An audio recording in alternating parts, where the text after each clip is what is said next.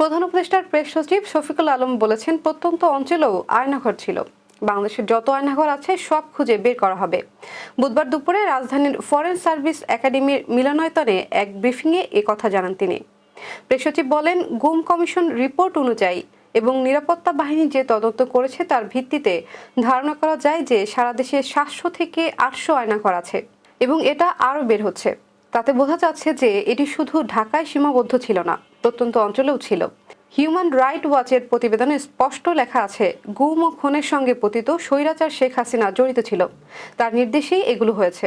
তিনি বলেন, আমরা 3টি লোকেশনে আয়নাঘর পরিদর্শন করি, তার মধ্যে 2টি র্যাবের আর একটি ডিজিএফআই এর।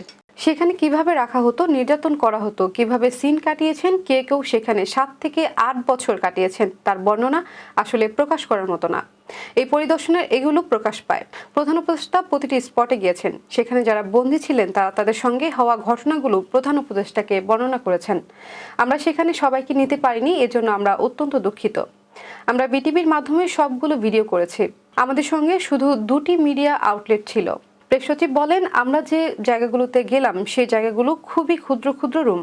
কিছু কিছু ক্ষেত্রে দেখা গেছে যে ইট ভেঙে প্যাসেজ তৈরি করা হয়েছে। পুরো বিষয়টা আসলে লজিস্টিকলি সাপোর্টেড।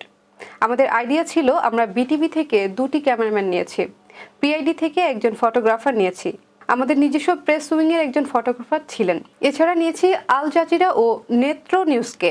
আয়নাঘরের বিষয়ে নেত্র নিউজের যথেষ্ট অবদান আছে, তারা এটি নিয়ে প্রতিবেদন করেছিল, তাই তাদেরকে নিয়েছি। একজন সাংবাদিকও ছিলেন।